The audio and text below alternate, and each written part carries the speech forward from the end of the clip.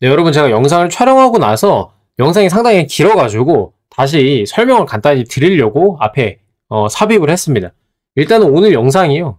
남양주도시공사의 채용 브리핑이 들어가 있고 그 다음에 교육사항 작성법, 경험 경력사항 작성법, 자격증, 첨부 파일 이렇게 서류 작성하는 거 일반론적인 거 얘기를 한 다음에 자기소개서 설명을 합니다. 그래서 타임라인이 다 찍혀 있고요. 타임 스탬프도 구간별로 나눠져 있을 거거든요. 그래서 나는 딴 건 다 썼고 이 자기소개서 쓸 거다라고 하시는 분들은 거기로 넘어가서 자기소개서부터 봐주시면 되겠고요. 아니면 나는 채용 브리핑부터 교육사항, 경험, 경력사항, 자격사항 쭉 순서대로 그냥 보고 싶다 하시는 분들은 한 1.5배속 걸고 처음부터 봐주시면 될 것 같습니다. 취사 선택해서 들어주시면 되겠습니다. 네, 여러분 안녕하세요. 강필승입니다. 오늘은 남양주 도시공사 채용 공고가 떠가지고요. 자기소개서 분석을 하고 공업 8급 같은 경우에는 직무수행 계획서도 작성을 해야 됩니다. 홈페이지에 들어가가지고 어떻게 지원해야 되는지 등등 알려드리면서 채용 브리핑과 작성법 안내해 드리도록 하겠습니다. 남양주도시공사가 좀 어떻게 보면 필승 NCS에서 다루기 좀 뜬금없다라고 생각을 하실 수도 있겠는데요. 저희가 23년도 하반기와 24년도에 영무, 전기, 기계 이렇게 세 분이 합격을 하셨었습니다. 자기소개서도 그렇고 면접까지 같이 진행하셨던 분들이고요. 블로그에 들어가 보면 이렇게 23년도 하반기 기계직, 24 상반기 영무직, 전기직 합격 후기가 들어가 있고요. 한번 이제 링크 밑에 걸어놨으니까 읽어보시면 좋을 것 같습니다. 자, 남양주 도시공사 채용 공고 사이트에 들어가시면은 이렇게 나와 있는데 요거보다는 맨 밑에 있는 PDF로 보시는 게 좀 편하실 걸로 생각이 됩니다. 공고문 8급은 요거 직무수행 계획서를 또 추가로 작성해서 제출해야 되는 것이고요. 이 세부 평가 기준, 요거의 평가 기준이니까 공업 8급 분들께서는 요걸 보시면 되겠고 이따가 뒤에서 설명을 드릴 예정입니다. 직무기술서 있는데요. 이 직무기술서 그 본인 직무에 맞게끔 분리도 되어 있으니까 각각의 본인 거에 해당하는 직무의 직무기술서를 봐주시면 될 것 같습니다. 입사지원서 바로가기 눌러주시면은 이렇게 옆에 입사지원 탭으로 넘어가고요. 여기 동의합니다, 동의합니다 체크하고 다음 페이지 들어가시면 되겠습니다. 한번 해볼까요? 그래서 여기 이제 일반직 직원 채용 공고 이렇게 선택이 자동으로 되어 있습니다. 그래서 채용 분야 골라주시고 요거 입력하시면은 다음 페이지로 넘어갈 수가 있습니다. 자, 일단은 저희는 공고문을 보도록 하시죠.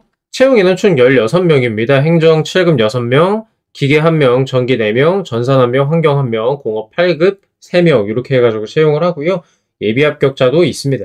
뭐 어떤 일 하는지는 여기 보시면 되겠고요. 남양주 도시공사 사정에 따라 변경될 수도 있다. 예비 합격자는 유효기간이 1년이다 라는 것이고 뭐 한 가지 말씀드리면은 남양주에 토박이이신 분들이 많이 가실 거 아니에요. 근데 생각보다 중앙공기업으로 빠지는 경우도 많습니다. 때문에 예비기간 1년이면 충분히 달아놓을 가치가 있다 정도로 생각하시면 되겠고요. 특히나 지금 같은 경우에는 거의 이제 채용이 막바지란 말이에요. 비시즌이라고 봐도 무방할 정도입니다, 지금. 그렇기 때문에 최선을 다해서 임해주시고 합격해서 다니면은 경력 쌓을 수 있어서 좋은 것이고 그게 아니더라도 예비를 달아놓으면은 그래도 좀 마음 편하게 취업 준비를 하실 수 있다라는 점에서 무조건 요거는 열심히 달려들 필요가 있다라고 말씀을 드리고 싶습니다. 9to6 주 5일간 근무하는 형태이고요. 자, 응시 자격 나와 있으니까 보시고요. 개별 응시 자격 기준인데 행정직은 제한이 없는데 이제 기술직 같은 경우에는 이런 필수 자격증을 가지고 있어야 된다는 점 참고해 주시기 바랍니다. 그리고 공업 8급 경력 채용이기 때문에 이런 특이사항까지 고려를 해 주시기 바랍니다. 어차피 이건 본인이 읽고 해당하는 부분 점검하시면 되는 부분이기 때문에 저는 디테일하게 살펴보진 않도록 하겠습니다. 필수 자격증 이렇게 나와 있고요. 서류 1차, 필기 2차, 면접 3차로 이루어지고요. 공업 8급 같은 경우에는 서류 1차, 면접 2차로 필기 없이 진행이 됩니다. 면접평가의 객관화를 위해서 서류랑 필기는 면접평가에 반영이 되지 않는다는 점 참고해 주시고요. 저희 면접특강도 운영을 하는데요. 당연히 수강을 하시면은 상대적으로 우위를 점할 수가 있습니다. 특히 면접 100%이기 때문에 무조건 들어주시는 게 좋다라고 말씀을 드립니다. 요거는 여러분 필기시험 보는 날에 업로드할 예정이니까 참고해 주시고요. 자, 어찌됐든 간에 우리 서류 1차 적격 여부, 자격증 성실 기재 여부 등 심사에 따라 조건 충족 시 서류 전형을 합격을 시킨다고 합니다. 성실 기재 여부가 중요한 거고요. 질문지와 무관한 무의미한 문구의 반복이나 2개 이상 동일하게 똑같이 쓰는 거 있잖아요. 그거만 아니면은 통과를 시켜준다라고 보시면 되겠습니다. 적부라고 보시면 되겠고요. 다만 이게 면접 때도 참고 자료로 쓰이기 때문에 잘 작성해 주실 필요는 분명히 있다는 점 말씀을 드리고 싶습니다. 자, 필기. 채용 인원의 5배수를 보고요. 동점자는 모두 합격 처리를 합니다. 그러니까 면접이 5배수인 거예요. 예를 들어서 우리가 지금 행정 같은 경우에는 아까 몇 명 뽑았죠? 6명이었나? 그죠? 그러면 필기 합격자가 30명이 된다라는 겁니다. 그러니까 면접 대상자가 30명인 거죠. 그 중에서 6명을 뽑는 그런 개념이다. 상당히 면접도 빡셉니다. 5배수이면. 그렇게 보시면 되겠습니다. 공업 8급 분들 같은 경우에는 바로 이제 채용 인원의 5배수로 진행을 하고요. 경력, 자격증, 직무수행 계획서를 심사 결과 고득점 순서대로 선발한다고 되어 있습니다. 자기소개서 자체는 적부로 성실 기재 여부로 진행을 하는 것이고요. 그래서 요점은 이 자기소개서가 점수 평가가 되는 것은 아닙니다만 면접에 참고 자료로 쓰일 수 있기 때문에 지금부터 잘 작성해 줘야 된다. 그 정도로 생각하시면 되겠습니다.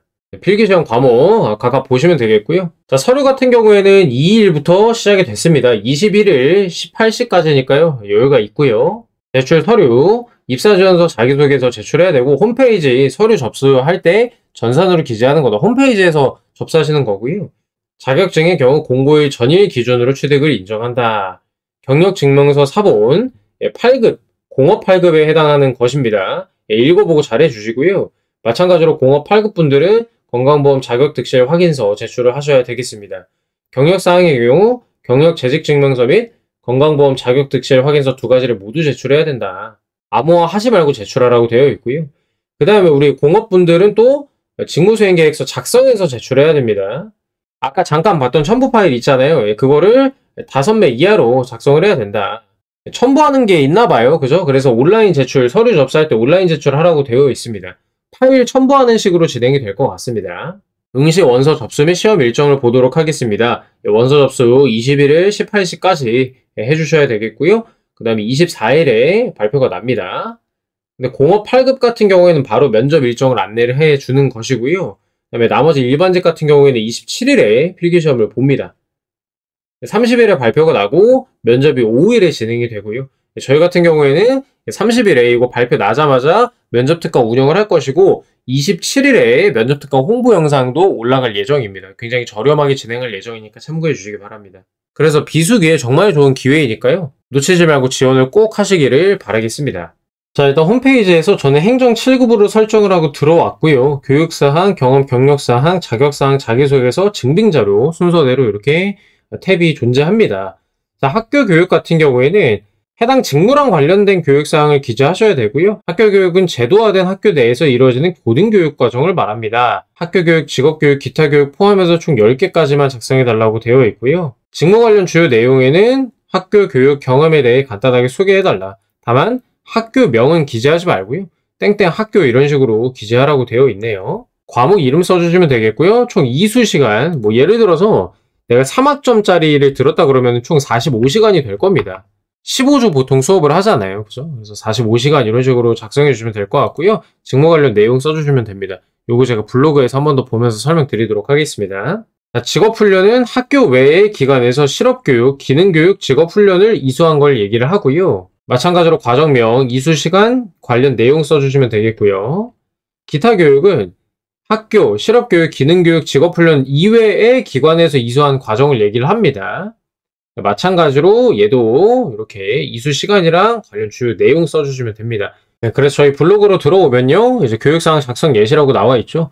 관련 있는 거 1개라도 꼭 쓰셔야 됩니다. 여러분들이 10개 채워야 된다는 강박 때문에 아예 안 쓰는 분들도 계시거든요. 근데 관련된 거 있으면 무조건 하나라도 쓰셔야 돼요. 안 쓰시면은 면접 때 이거 왜 아무것도 안 썼냐 이렇게 불성실 이슈가 발생할 수 있거든요.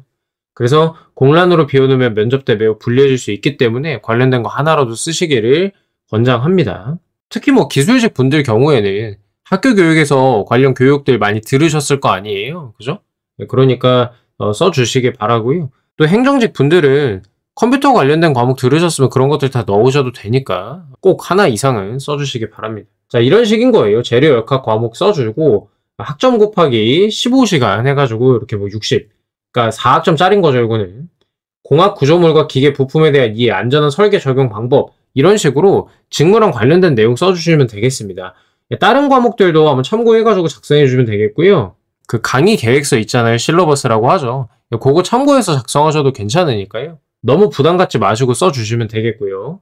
직업교육 같은 경우에는 이런 식으로 내가 이제 그 들은 교육 시간, 인증서 있거든요. 인증서에 보면은 내가 몇 시간짜리 교육을 들은 건지 나와 있단 말이에요. 그거를 교육 시간으로 작성해주면 되는 것입니다. 어렵지 않죠? 예, 그래서 과목명 쓰고, 들은 시간 쓰고, 예, 직무랑 관련된 내용 무엇인지 간단하게 기재해 주시면 교육사항은 손쉽게 쓰실 수가 있습니다. 다음으로 경험 경력사항입니다. 직무와 관련된 거 쓰면 되고요. 경험, 금전 보수를 받지 않고 수행한 연구회, 온라인 커뮤니티 등의 활동. 경험의 경우 사닥, 팀 프로젝트 연구회, 동아리, 동호회, 온라인 커뮤니티, 재능기부 활동 등이 포함될 수 있습니다. 직무 관련 주요 내용에는 경험에 대한 간단히 서술해달라고 되어 있습니다. 회사명 기재하지 말라고 또 되어 있습니다. 자, 그래서 경험사항 보면은 소속 조직 단체명 이렇게 입력을 해주시면 되겠고요.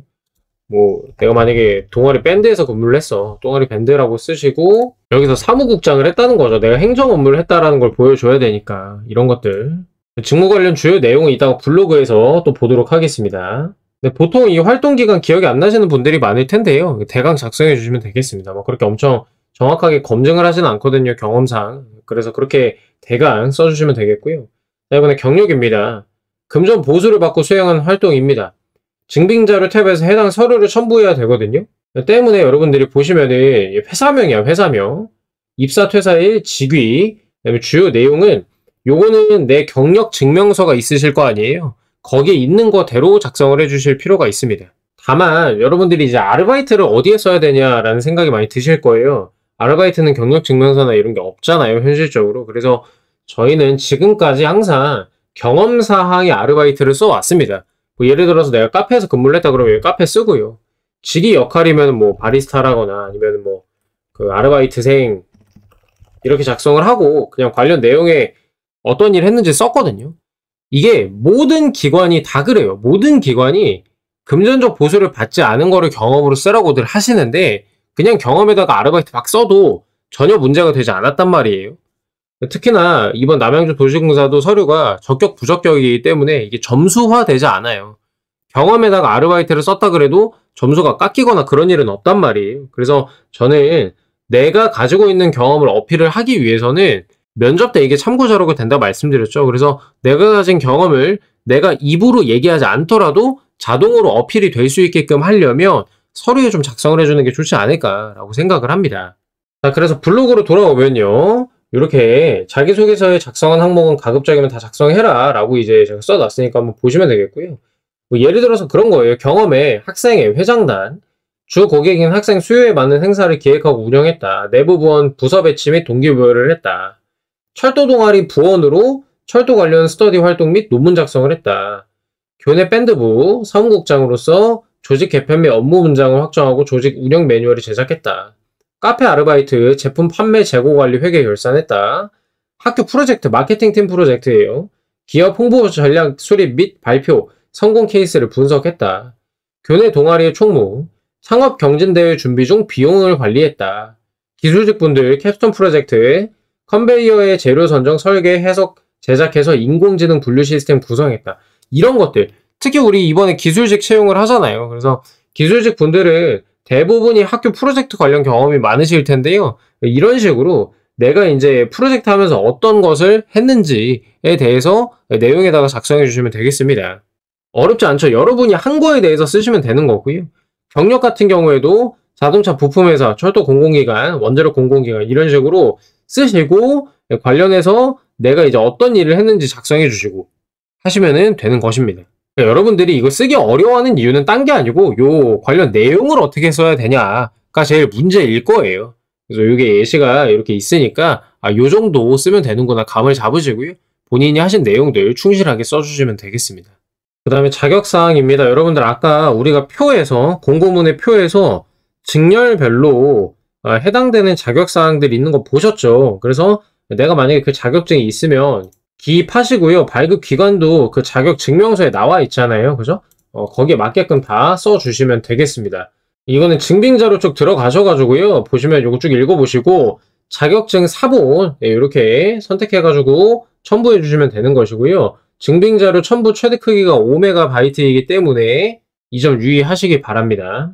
PDF로 만드시면 될 것 같고요. 만약에 자격증이 여러 개다 하시면 그 하나의 PDF에다 넣으시면 될 것 같습니다. 그리고 내가 이제 경력 증명서, 경력에 쓸 게 있었다 한다면 증명서 사본 넣어주시고요. 근무 기간별로 근무 부서, 수행 업무 등이 확인 가능할 때 경력으로 인정을 해주겠다라고 되어 있습니다.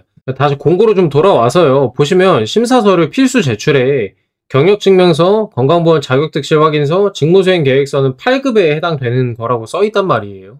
근데 어찌됐든 간에 다른 직렬분들도 경력이 있으면 작성을 하실 거 아니에요. 그래서 저는 건강보험 자격특실 확인서까지는 첨부를 하시는 게 맞지 않을까라고 생각을 합니다. 그러니까 필수 제출이라는 거에 좀 주안점을 두셔야 돼요. 공업 8급 같은 경우에는 경력직이니까 무조건 요거 3개는 다 내셔야 되는 것이고요. 직무수행 계획서까지. 근데 일반직 같은 경우에는 경력사항이 있으면 쓰시고 그 경력 인정을 받으셔야 되니까 경력증명서랑 자격특실 확인서까지 제출하시면 된다 라고 저는 생각이 됩니다. 여기 직무수행 계획서 있잖아요. 요거는 해당 사항이 없는 일반직은 제출 안 하시면 되는 겁니다. 아시겠죠? 여기 가점 항목 대상자 여기도 해당 사항 없으면 첨부 안 하실 거잖아요. 직무수행 계획서도 마찬가지로 일반직은 해당 사항이 없는 거니까 작성을 안 하시면 되겠다. 그렇게 보시면 됩니다. 자, 여기까지 기타 다른 사항들은 작성이 다 됐을 거고요. 이제 자기소개서 설명드리고 공업 8급을 위해서 직무수행 계획서까지 안내하고 마무리하도록 하겠습니다. 자, 이제 본격적으로 자기소개서 작성법 설명드리도록 하겠습니다. 굉장히 꼼꼼하게 예시까지 설명해 놨으니까요. 여러분들이 정말 이거 보시면 어렵지 않게 작성하실 수 있으실 겁니다. 자, 1번 문항입니다. 지원 분야와 관련된 본인의 보유 역량을 물어보고 있습니다. 문항의 의도는 뭘까요? 직무기술서에 나와 있는 이 직무 내용과 내가 가지고 있는 역량이 얼마나 적합한지, 얼마나 맞물리는지, 일치하는지를 확인하는 문항이에요. 그래서 성격이나 포부 이런 거 얘기하지 마시고요. 실제로 이 직무를 수행할 수 있을 만큼 내가 지식, 기술, 태도가 준비가 되어 있는지, 현장에서 바로 활용할 수 있는 그런 지식, 기술, 경험이 있는지를 확인하고자 물어보는 문항입니다. 그래서 내가 얼마나 이 직무에 대해서 잘 정확하게 알고 있는지를 물어보는 게 1번이고요. 이 직무를 잘 알고 있고 그에 맞는 역량을 어떤 경험으로 증명할 수 있는지, 단순히 잘할 수 있습니다 라고만 얘기하는 게 아니라, 포부 형식으로 얘기하는 게 아니라 과거에 이런 과정을 통해 그런 역량을 길렀기 때문에 입사해서 바로 활용할 수 있다 라는 형식으로 우리가 설득을 해줘야 되는 그런 문항입니다. 그래서 평가 포인트는 1, 2, 3이 있는데 1번, 직무 이해가 당연히 드러나야 됩니다. 그래서 직무기술서에 나오는 핵심 업무 용어 자연스럽게 녹아 있어야 되겠고요. 즉 무슨 일을 하는 자리인지 내가 설명할 수 있어야 됩니다. 이거는 면접 문항으로도 많이 나오니까요. 이번에 잘 정리를 해두면 좋을 것 같고요. 두 번째, 내가 말하고 있는 역량이 직무랑 직접적으로 연관이 되어 있는지입니다. 자격증, 전공, 실습, 프로젝트, 인턴, 아르바이트 등이 실제 직무 수행하는 거, 그거랑 관련이 되는지, 공공기관, 공공시설, 안전관리, 설비 운영, 민원, 고객 서비스 등 우리 기관의 특성과도 맞는지를 보려고 하는 것입니다. 기관의 특성 자체에는 너무 집중하실 필요는 없고요. 일단은 직무가 일치하는 게 가장 중요하다. 그 정도 생각하시면 되겠습니다. 행동이 보이는 경험인지 성실하다, 책임감이 강하다 이렇게 성격에 나열을 하는 게 아니라 언제, 어디서, 무엇을 어떻게 했는지 내 구체적인 행동, 액션이 보이게끔 결과까지 포함해서 완결되는 경험을 보여주셔야 되겠습니다. 기본적으로 NCS 상에서는 의사소통, 문제해결, 자원관리, 정보, 기술 능력이 보통 여기서 증명이 되어야 되겠고요. 보고서 작성, 인수인계, 점검표 기록, 민원 응대, 설비 이상, 민원 업무, 오류 등 문제 상황을 어떻게 해결했는지, 시간, 인력, 예산, 자재, 설비를 효율적으로 관리하는 거, 매뉴얼, 시스템, 데이터, 도면, 공정을 이해하고 활용하는지, 각 직렬별 전문 지식, 실습, 자격, 현장 경험 등 직무마다 달라지겠지만요. 이런 것들을 제시해주면 좋겠고요. 즉 나의 강점이 어떤 NCS 역량에 해당하는지, 그것이 지원하는 직무랑 어떤 점에서 일치하는지 드러날 필요가 있습니다. 직렬별 키워드 정리해놨으니까요. 요거 한번 봐보시면 되겠고요. 자, 답변 구조입니다. 500자이기 때문에 불필요한 배경 설명은 배제하고 핵심을 중심으로 기술하는 게 중요하겠습니다. 일단은 첫 문장은 직무를 한 문장으로 정의를 좀 해주도록 하겠습니다. 예를 들어서 전기직은 공공시설의 전기설비를 안전하고 안정적으로 운영해서 시민의 생활과 직결되는 전력 공급을 책임지는 직무라 이해하고 있다. 이런 식으로 얘기해 주실 필요가 있겠고, 이걸 그대로 쓰라는 얘기가 아니라 그냥 예시예요. 한 문장으로 정리하라는 거예요. 예시. 내 핵심 역량 2개를 씁니다. 기초 이론과 수전 설비, 전동기 제어 실습 경험, 안전수칙을 철저히 지키는 작업 태도를 강점으로 가지고 있다. 그러니까 요런 지식과 경험이 있고 태도도 가지고 있다. 관련된 경험을 상황, 내 과제, 내가 한 행동과 결과를 한 2-3문장 정도로 담아주시면 되겠고요.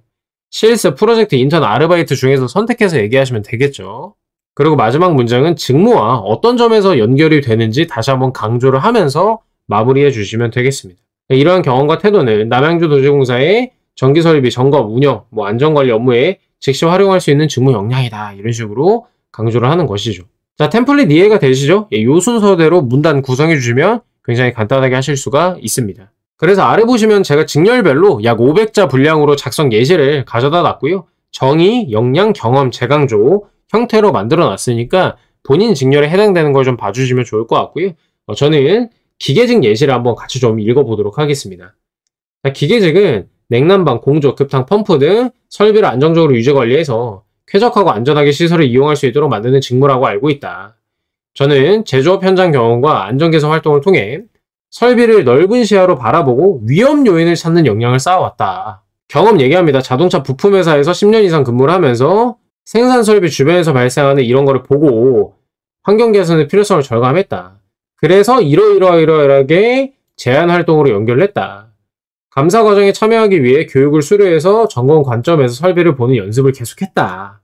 그러니까 이 사람이 실무 역량이 있다는 거 충분히 이해가 되시죠? 네, 그래서 이렇게 관련 역량을 가지고 있다는 걸 얘기를 하셨고요. 재강조합니다. 현장 경험과 안전 중심의 시각은 기계 설비를 점검하고 고장을 예방하는 데 활용할 수 있다. 라고 하면서 마무리가 됐죠. 굉장히 깔끔하죠. 이런 식으로 구성해 주시면 되는 것이고요. 나머지 직렬, 채용하는 직렬 6개 예시 다 갖다 놨으니까요. 참고해서 작성해 주시면 되겠습니다. 네, 다음으로 2번입니다. 자신의 생각이나 의견이 상대방에게 성공적으로 설득했던 경험을 상황, 행동, 결과 중심으로 구체적으로 쓰라고 얘기를 합니다. 스토리텔링을 하라는 얘기고요. 설득 경험을 물어보고 있습니다. 당연히 문항의 의도는 의사소통 능력, 설득 능력, 협업 능력이고요. 단순히 내가 설득했다 뿐만 아니라 상대방의 입장이 뭐였고 내가 어떤 근거로 설득을 했고 나의 행동은 무엇이었고 실제 변화, 결과, 설득이 됐다라는 얘기죠. 이 기승전결의 흐름이 나와줘야 된다라는 것입니다. 특히 공공기관은 그냥 감정 호소나 주관적인 주장보다 당연히 근거, 데이터, 규정, 안전, 효율성 이런 것들을 기반으로 근거를 갖추고 설득해야 되는 것들이 중요하다라고 보시면 되겠고요. 이런 거를 통해서 내 문제 해결 능력, 의사 결정 능력, 소통 방식의 성숙도 이런 것들을 확인하는 문항이다라고 보시면 되겠습니다. 자, 평가 포인트는 상황이 명확하게 드러나는가, 누가 무엇 때문에 어떤 갈등이나 의견 차이가 있었나, 상대방의 입장에 대한 분석이 들어가 있는지, 왜 반대했고 무엇을 우려했는지 이런 것들이 있잖아요.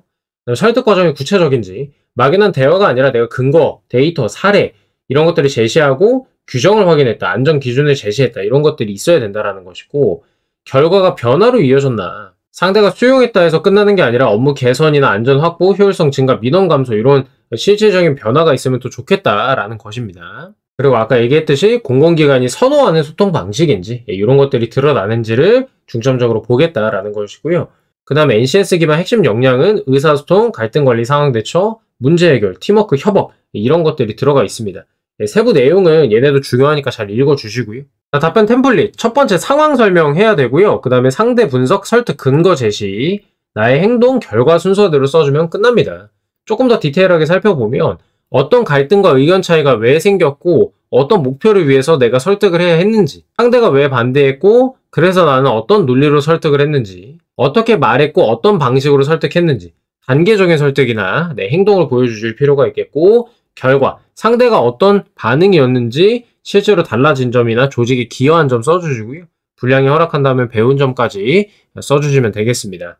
작성 예시는 2가지를 가져왔습니다. 안전 기반 설득이랑 업무 개선, 효율성 향상으로 설득한 건데요. 저희는 안전 관련된 것만 보고 넘어가도록 하겠습니다. 자, 프로젝트 중 팀원이 작업시간 단축을 위해서 보호구 없이 고소 작업, 높은 데서 작업하는 거 말하죠. 이거를 시도하려는 상황이 있었다.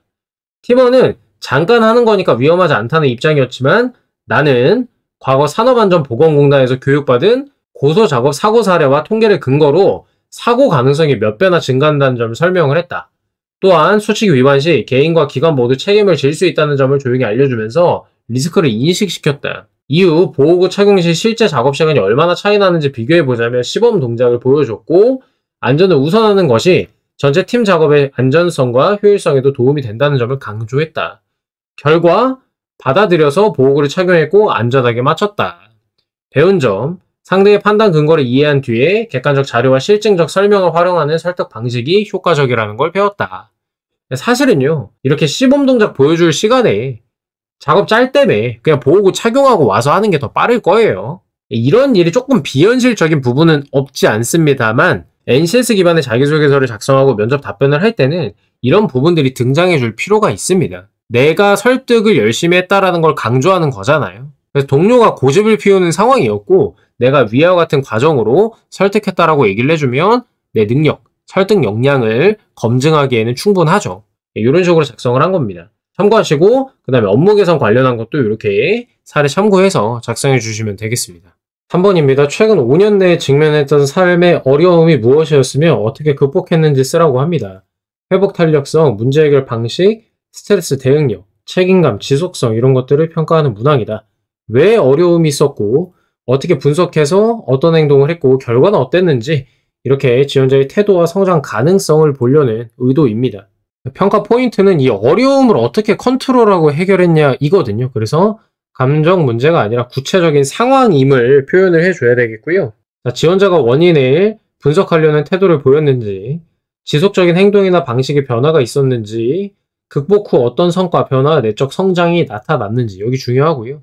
그 경험이 향후 업무에서 어떤 역량으로 전환될 수 있는지까지 연결을 시켜주면 더욱 좋습니다. 예를 들어서 시간관리 실패, 의사소통 갈등이에요. 그래서 체계적 일정 관리 습관을 구축을 했다. 정확한 기록 보고 습관을 형성을 했다. 그래서 이게 현재 업무 정확도가 높아졌고 직무 성과가 좋아졌다. 이런 식으로 연결을 시킬 수가 있다는 것입니다. 답변 구조 템플릿을 보면요. 어려움 상황을 설명을 해주세요. 언제 어떤 이유로 어려움이 있었는지, 왜 그 상황이 본인에게 어려움이었는지 설명을 좀 더 해주라는 얘기고요. 원인을 분석을 합니다. 무엇이 문제의 핵심이라고 판단했는지, 감정적 반응이 있었고 분석적인 관점으로 전환하는 부분이 있으면 좋다. 그래서 내가 심적으로 힘들었지만 원인을 이렇게 분석을 했다. 이렇게 해결을 위한 적극적인 노력을 표현해 줄 필요가 있겠고요. 구체적인 행동, 문제 해결 어떻게 했는지, 반복적 행동, 전략적 접근 이런 것들이 드러나주면 좋겠고, 결과와 변화, 성과, 습관 변화, 능력 향상 이렇게 얘기해주면 되겠습니다. 뭐 어려운 건 없고요. 우리가 NCS 문제 해결 능력에서 문제 인식하고 문제 도출하고 원인 분석, 해결한, 그 다음에 피드백 이 순서대로 진행을 하잖아요. 딱 그거 그대로입니다. 그래서 예시로는 학교생활 경험이랑 사회생활 경험 둘 다 가져왔는데요. 어려운 원인 분석, 행동, 결과 순서인 건 동일합니다. 뭐 사회생활 경험에서는 배운 점까지 넣어주긴 했는데요. 늘 말하지만 제가 배운 점은 들어가도 되고 안 들어가도 되니까요. 너무 연연하실 필요는 없습니다. 저희는 학교 경험만 일단 보고 넘어갈게요. 대학교 3학년 때 전공 수업의 팀 프로젝트와 장시간 아르바이트가 겹치면서 일정이 자주 겹치는 어려움을 겪었다. 과제 제출이 밀리고 팀원들과의 조율도 자주 어긋나서 불성실하다는 평가를 듣기도 했다라는 거죠. 힘들만 하죠.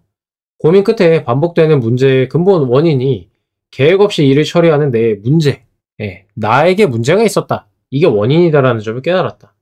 그럼 어떻게 할까요? 계획을 세웠겠죠. 그걸 구체적으로 얘기해주면 되는 겁니다. 한 주의 모든 일정을 한눈에 볼 수 있도록 캘린더에 과제, 근무, 학습 시간 등을 색으로 구분해서 시간을 관리했다. 소요 시간을 기록해서 계획과 현실의 차이를 분석하고 필요한 경우 과감히 일정을 조정하거나 팀원과 미리 협의했다. 특히 마감 이틀 전까지 이렇게 해서 예기치 않은 상황이 생겨도 일정에 차질이 없도록 만들었다. 결과 업무 지원 예방하고 팀원들에게도 긍정적 평가, 시간관리 능력을 바탕으로 현재도 책임감 있게 맡은 업무를 완료하고 있다. 이런 식으로 해주면 되겠죠. 어렵지 않죠, 여러분? 그래서 딱 기승전결 내용 갖춰가지고 작성해주면 되는 문항이었습니다. 다음으로 4번입니다. 직무 수행을 통해서 문제 해결 능력을 발휘한 경험이 있으면 소개해달라고 합니다. 뭐 앞에서 어려움이 그게 이제 개인적인 어려움이었을 수도 있지만 일하다가 발생한 어려움은 4번 문항이랑 많이 겹칠 거예요. 그래서 직무 수행을 하면서 문제 해결 능력을 발휘한 거니까 이 문제를 파악을 하고 원인을 분석해서 행동을 하고 개선을 위한 결과를 만들어내고 이 구조 똑같이 가는 거거든요. 원인 해결 방안 재발 방지까지 이어지는 구조적 문제 해결 방식을 얘기해주면 좋겠습니다. 이번에 코레일 하반기 때 자기소개서 문항 중에 하나가 단순 일회성 해결이 아니라 장기적으로 재발 방지까지 한 경험을 물어봤거든요. 예, 그런 식으로 지금 요 문항에서도 재발 방지까지 얘기를 해주면은 다른 사람들이랑 차별화가 좀 되는 답변을 만들 수가 있을 것입니다. 무엇이 문제였고, 왜 그 문제가 생겼고, 어떻게 해결했고, 결과는 어땠는지를 통해서 업무 역량, 현장 대응력 이런 것들을 파악하려고 하는 것입니다. 평가 포인트, 예, 구체적인 직무 상황 인지를 얘기를 해줘야 돼요. 그래서 단순 갈등이나 개인적인 고민이 아니라 업무, 실습, 아르바이트 이런 데서 발생한 문제여야 한다는 것이고요. 원인 정확하게 진단해야 됩니다. 감으로 해결한 게 아니라 근본적인 분석을 통해서 원인을 파악해야 되는 거. 실질적이고 단계적으로 행동을 하는 거. 어떤 근거로 어떤 조치를 취했는지 실행의 과정이 좀 보여줘야 된다는 거고요.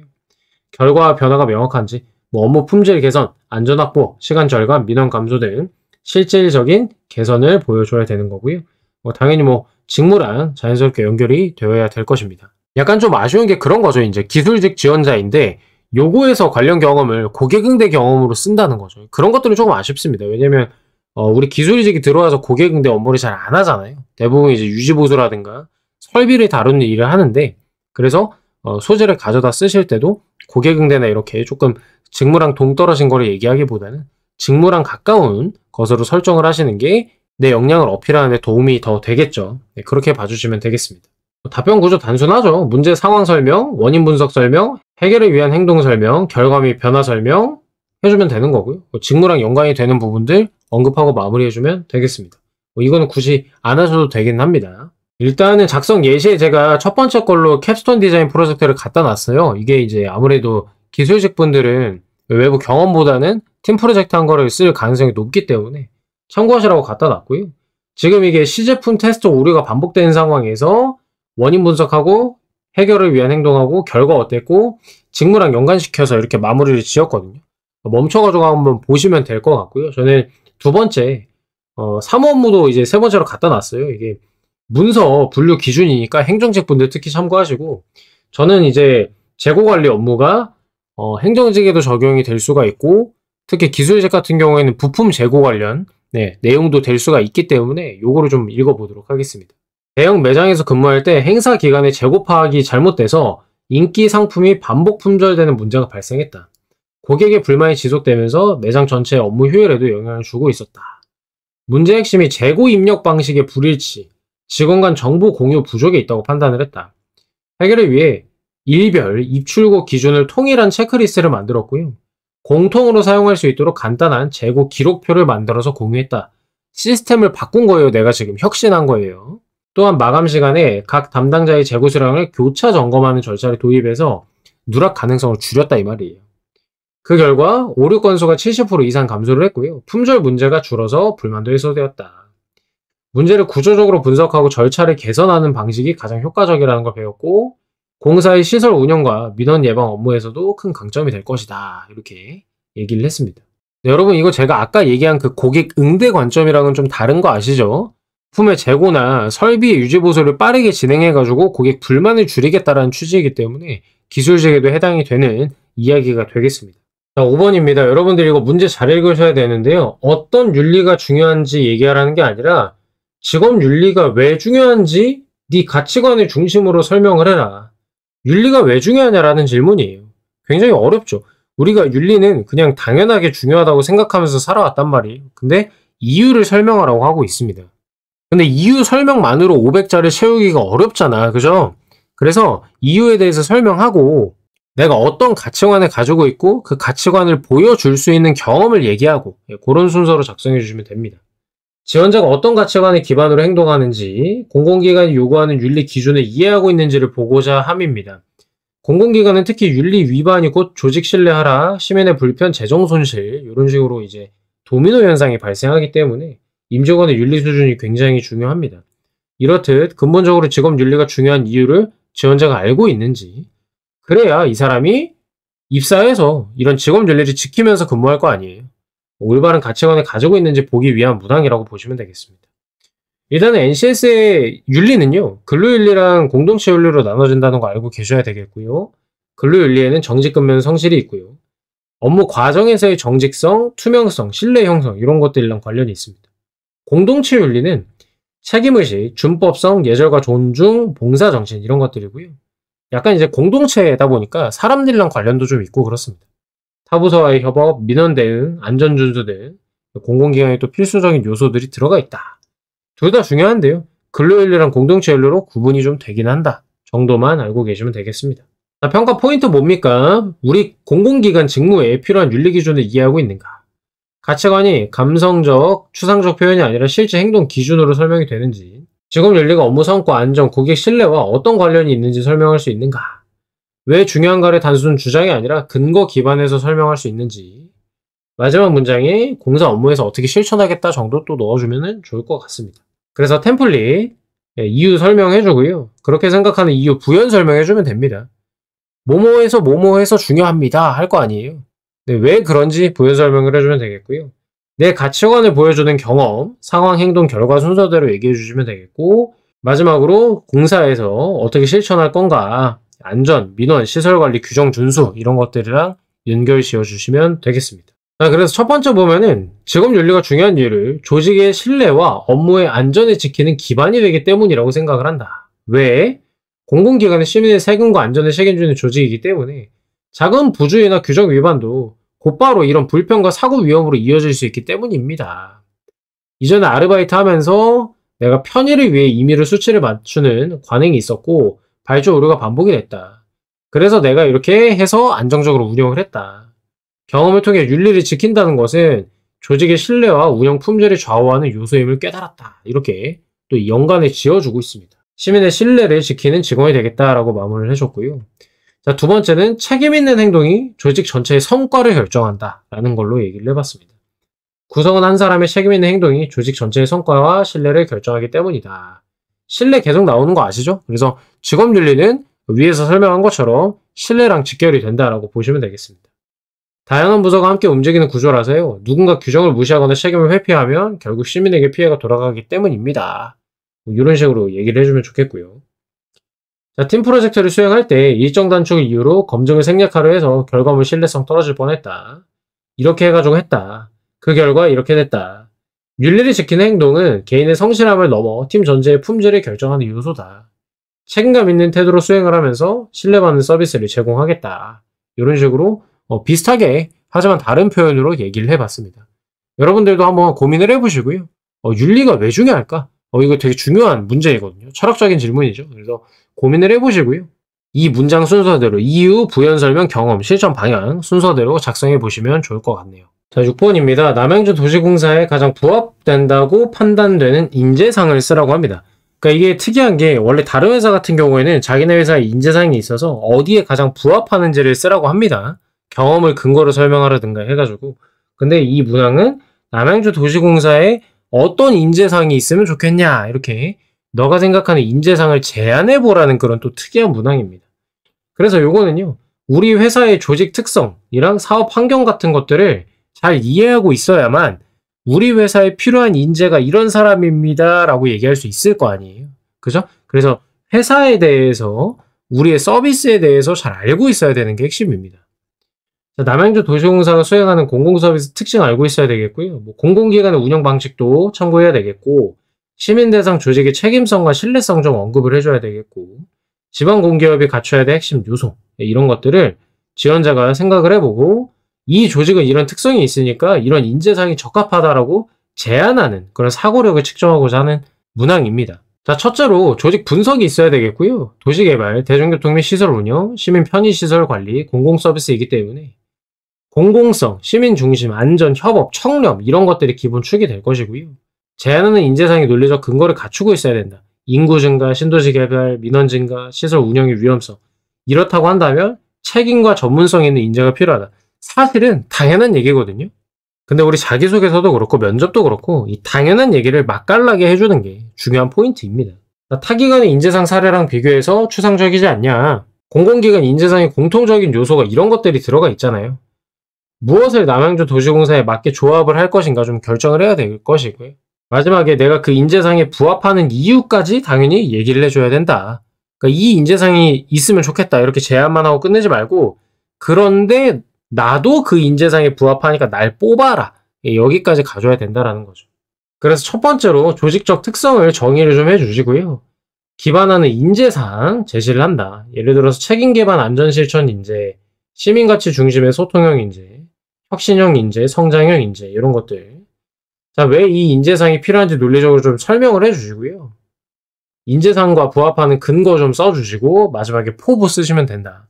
분량이 나오면 쓰시고요. 안 나오면 안 쓰셔도 괜찮습니다. 그러니까 요약을 하면 남양주 도시공사의 특성에 맞는 인재상을 내가 생각해서 제안해주면 되는 문항이다. 네, 여러분 이런 거 좀 작성하기 힘들다, 창의성이 좀 잘 안 떠오른다 하시면 공공기관 얼마나 많습니까? 다 검색해보세요. 뭐 대표적으로 한국철도공사 인재상, 서울교통공사 인재상, 한국전력공사 인재상, 국민건강보험공단 인재상 이런 식으로 중앙공기업들 검색 많이 해보시면은 다 나오거든요. 웬만해서는. 그렇게 참고하시는 것도 아주 좋은 방법이 되겠습니다. 작성 예제 신뢰 책임이랑 이해관계자와의 협력 이렇게 해가지고 가져와 봤는데요. 일단 저희는 1번만 보고 넘어가도록 하겠습니다. 도시개발 이런 서비스 제공한다. 이러한 점에서 시민과의 신뢰를 최우선으로 두고 책임있게 업무를 수행하는 인재가 중요하다. 왜냐면 작은 부조리나 규정 위반도 안전과 직결되고요. 책임과 청렴성이 있어야 된다. 특히 이런 교통시설 운영은 사고 예방의 핵심 아니냐. 그래서 사실 기반의 판단과 절차 준수가 신뢰를 지키는 가장 확실한 방법이라고 생각을 한다. 여기 책임있게 업무를 수행한다는 거 안에 그 원칙 준수 이런 것들이 다 들어가 있다고 보시면 되겠습니다. 자, 경험은 이제 내가 원칙을 지키고 책임감 있게 행동한 거 얘기해 주시면 되겠고요. 포부 이렇게 안전하고 신뢰할 수 있는 서비스를 제공하겠다 하고 마무리를 해줬습니다. 밑에 사례도 마찬가지입니다. 남양주의 특성 얘기해 줬고요. 이런 특성을 고려할 때 부서, 현장, 시민과 적극 소통하면서 문제를 해결하는 협력형 인재가 필요하다. 그래서 혼자 해결하는 일이 거의 없고 이해관계가 다양하기 때문에 조율 능력과 열린 소통이 중요하다. 굉장히 이해가 잘 되고요. 남양주에 대해서 잘 알고 있는 사람처럼 보이죠. 경험, 소통한 사례 얘기해주면 되겠고요. 포부, 입사 후에도 소통 잘하겠다라고 얘기하면 끝나는 거고요. 그죠? 그래서 요거는 그 타기관의 인재상들을 많이 좀 살펴보시고요. 우리 남양주의 특성을 반영해가지고 어떻게 짤 수 있을까 고민해보고 쓰시면 되겠습니다. 자, 이제 공업 8급 직무수행 계획서 설명을 하려고 하는데 그 전에 일반직 분들을 위해서 한번 끊고요. 저희 첨삭 프로그램 안내 잠깐 먼저 하고 그 다음에 직무수행 계획서 설명하도록 하겠습니다. 일반직 분들, 신입직 분들 있잖아요. 그분들은 직무수행 계획서 쓸 필요 없으니까 첨삭 안내해 드리도록 하겠습니다. 쭉 내려오셔가지고요. 저희 첨삭 프로그램 정말 저렴한데 알차거든요. 바로 답변 제출할 수 있는 수준으로 만들어 드리기 때문에 면접 대비 차원에서도 웬만하면 한번 터칭을 받으시는 게 좋습니다. 자, 위풀이 참고해서 쓰시면 되겠고요. 저랑 이루다 코치님이 진행을 할 것이고요. 저희가 이제 NCS 능력 중심 채용 굉장히 잘 알고 있고 그걸 반영해가지고 하는 사람들이기 때문에 면접 준비에도 굉장히 큰 도움이 됩니다. 자, 저희는 이런 이력이 있습니다. 참여 희망하실 경우에 이제 밑에 오시면은 여기 링크 있거든요. 뭐 철도라고 돼 있지만 상관없습니다. 들어오셔가지고 남양주 도시공사 첨삭 이렇게 연락해 주시면 저희가 입금 등 안내를 해드릴 예정입니다. 저희가 아시다시피 자소서, 필기, 면접까지 올 케어합니다. 그래서 NCS에 대해서 굉장히 잘 알고 있고요. 뭐 제가 위에 문항 설명할 때도 직업윤리라든가 문제 해결 그런 프로세스들 있죠. NCS 교수자용 가이드북, 워크북이라고 하죠. 거기에 나와 있는 내용들을 가미해서 설명을 드렸잖아요. 그래서 이런 것들이 자기소개서와 면접 답변에 다 녹아 있어야 되는 거거든요, 사실. 그래야 점수를 잘 받는 거죠. 왜? 우리가 지금 능력 중심 채용 위에서 이걸 하고 있는 거기 때문이에요. 그래서 평가 기준에 맞게 코멘트하고 문장 수정을 해드릴 겁니다. 그래서 제출할 수 있게끔 만들어 드릴 것이고, 다만 중요한 건 뭐냐면 대필은 하지 않는다. 노베이스 작성 있잖아요. 여러분들이 문항별로 소재만 알려주고 저희가 문장을 만들어서 직접 쓰는 거, 그거 사실 어렵지 않게 할 수 있거든요. 다만 공공기관에 입사를 준비하시는 분들은 기본적으로 자기의 얘기, 자기의 생각을 500자 분량의 글로 충분히 풀어낼 실력이 있어야 된다고 생각을 해요. 나름의 이제 직업 철학이라고 보시면 되겠고요. 어쨌든 저희가 뭐 1회라고는 하지만 첨삭 전에 읽어보고 궁금한 점 여쭤보면서 진행한다 그랬죠. 원샷 원킬로 제출할 수 있는 수준으로 만들어서 드리는 게 저희의 목표입니다. 지금까지 그래왔고요. 다만 2회 첨삭부터는 문항당 추가 비용이 있는데 이거 어떨 때 그러냐면 기존에 작성하신 걸 바탕으로 저희가 저희가 손봐가지고 만들어서 근데 다른 소재로 아예 바꿔버리고 싶다라고 하실 때가 있잖아요. 그럼 공수가 또 들어가기 때문에 요거는 비용이 추가가 됩니다. 근데 하지 말라고 이렇게 비용을 해놓은 거지 저희가 돈을 좀 더 벌자고 이러는 게 아니에요. 그러니까 처음부터 할 때 조율을 잘 해가지고 원큐에 끝나자라는 게 이 장치의 존재 이유입니다. 개별 문항 안 하고요. 6문항 전체만 진행을 할 예정이고요. 18만 7천 원에 굉장히 저렴하게 모시고 있습니다. 원래 저희가 기본적으로 2천자에 18만 7천 원이고요. 건강보험공단 같은 경우에는 2천자에 22만 원이에요. 조금씩 다르거든요. 근데 남양주도조공사 싸게 진행을 합니다. 그리고 공업 8급 같은 경우에는 직무수행계획서 이제 설명을 할 것인데요. 필요하시면 5만 5천 원 별도로. 왜냐하면 이거 분량이 약 4천자이기 때문입니다. 그래서 이거를 만약에 다 하더라도 요거 3천자, 4천자에서 7천자인데 24만 원 수준이면 정말 저렴하게 진행하는 거거든요. 어쨌든 그래서 최상의 퀄리티 하지만 굉장히 저렴하게 진행하는 그런 프로그램이다 라고 이해해 주시면 되겠습니다. 자, 제출 분량에 맞게 완성해서 보내달라고 말씀을 드렸고요. 최대 소요기간 3일입니다. 뭐 어차피 21일까지 제출이니까요. 넉넉하게 진행을 할 것이고요. 근데 요즘에 뭐 비수기인 거 다들 아시죠? 그래서 최대한 빨리빨리 진행할 예정입니다. 자, 그래서 저희 첨삭 프로그램은 면접까지 바라보고 진행하는 거라고 생각을 하시고요. 여기 카톡으로 연락을 편하게 주시면 되겠습니다. 자, 그래서 공업 8급 직무수행 계획서를 보도록 하겠습니다. 이거 제출 파일 세팅 방법 먼저 알려드릴게요. 그 홈페이지 들어가시면 직무수행 계획서 다운로드 받을 수 있는 거 아시죠? 일단은 받아가지고 한번 들어가 보겠습니다. 다운을 받으시면 이렇게 되어 있을 텐데요. 일단은 요거 클릭하셔가지고 여기에 기본에서 원래는 이렇게 되어 있거든요. 글자 취급이 되어 있을 텐데 요걸 해제하시고 표에서 나눔을 선택을 해주세요. 그래야 여기가 이제 이렇게 쭉 작성을 하면 표가 이렇게 넘어가거든요. 이거를 방금 했던 것처럼 글자처럼 취급을 해놓으면은 이게 표가 안 넘어가요. 이렇게 그 페이지가 이상한 거 보이시죠? 네, 그래서 이렇게 되면 안 되고요. 방금 제가 설정한 것처럼 해주시고 그 다음 두 번째로 이 쪽번호 입력하는 거 있잖아요. 쪽번호 입력을 해주시면 되겠습니다. 여기에 이제 상단에 쭉 누르셔가지고요. 쪽번호 매기기 이렇게 눌러주시면 페이지 번호가 들어가요. 네, 그래서 여기 보시면은 신명조 14포인트 줄간격 180 자간 0% 이렇게 이미 세팅이 다 되어 있거든요. A4 3매에서 5매 이하인데 이따 설명드릴게요. 그 다음 보고서 장마다 쪽번호를 부여하라고 되어 있잖아요. 그래서 이렇게 쪽번호 부여해 주시면 되는 겁니다. 여기까지 세팅하시는 거 이해되셨죠? 그렇죠. 블로그에 표 테두리 더블 클릭, 글자처럼 취급 해제, 표 탭에서 쪽 경계에서 나눔 클릭하라고 했던 거고요. 상단에 쪽 클릭해서 쪽번호 매기게 만들어주면 됩니다. 자, 그 다음 중요한 거 두 번째로 평가 기준도 있어요. 세부 평가 기준 PDF 파일이 있는데 이걸 열어보셔야 되고요. 보시면 분량 5매를 무조건 써야지 매우 우수입니다. 5점 만점을 줍니다. 그래서 무조건 5매를 써야 되는 거고요. 이게 한 4천자 조금 안 됩니다. 오케이? 그래서 5페이지를 쓰셔야 되는 거고요. 그 다음에 성실 기재 여부가 또 5점이 들어가 있습니다. 그럼 이건 뭐냐? 매우 우수, 오기입이 없다. 오기입은 뭐예요? 지원의 사명, 지원 분야 오기제, 오타 이런 거란 말이지. 그러니까 내가 정신 바짝 차리고 꼼꼼하게만 오타 없이, 오류 없이만 쓰면 5점 만점을 준다라는 얘기예요. 아시겠죠? 그래서 결론은 뭐야? 내용 자체는 평가 요소에 들어가지 않는다라는 거예요. 분량과 오타가 있는지 없는지를 잘 봐주면 된다라는 거죠. 여기까지 이해되셨죠? 요게 기준입니다. 그래서 5쪽 작성 필수, 5기입에만 걸리지 않으면 된다. 내용은 면접 참고용이다. 그러나 면접관이 직무수행 계획서를 기준으로 꼬리 질문을 만들어요. 그래서 내용은 점수에 영향이 없더라도 면접에서는 큰 변수가 될 수가 있다라는 점 알고 계시고요. 직무 이해도 본인의 경력 경험, 공사 시설 현황에 대한 이해라든가 안전관리, 에너지 절감, 설비 운영 개선 전략 이런 것들에 좀 유념해서 작성을 해주실 필요가 있습니다. 자, 요거는 방금 봤고요. 자, 그러면 문항이 직무 적합성이랑 발전 가능성이 있는데 무슨 내용을 써야 되냐 많이 궁금하실 거예요. 보시면 이렇게 작성 방법이 나와 있거든요. 특별한 양식 없이 응시자가 자유롭게 기술하되 임용지원 직위에 대한 직무 이해도, 경력개발 노력, 직무와 경력 경험의 유사성 등을 상세하게 기술해 달라고 합니다. 요거는 어떻게 돼 있어요? 뭐 이거 제가 아까 낙서해서 그런 거고 그 공사에서의 비전, 목표, 추진 계획, 전략 방법, 기대 효과를 쓰라고 돼 있잖아요. 그러니까 저는 얘네를 들어가야 될 내용 각각의 것으로 생각을 한다. 즉 1번 직무 이해도, 2번 경력 개발 노력, 3번 얘네의 유사성. 1번 비전 목표, 2번 추진 계획, 3번 전략과 방법. 이거 묶어서 하는 게 낫겠죠. 비슷하니까. 4번 기대 효과.